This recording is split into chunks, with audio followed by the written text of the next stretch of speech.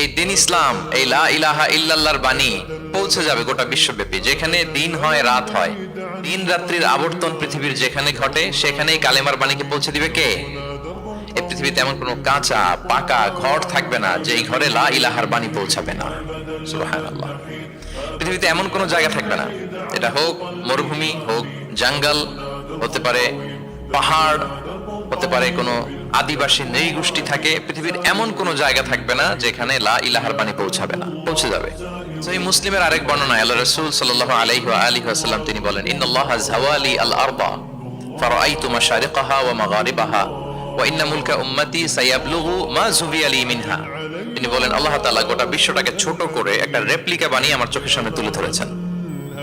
আমি পৃথিবীর প্রাচ্য পাশ্চাত্য সবটুকুন দেখেছি, আর আমি যতদূর দেখেছি ঠিক ততদূর কালেমার বাণী পৌঁছে যাবে।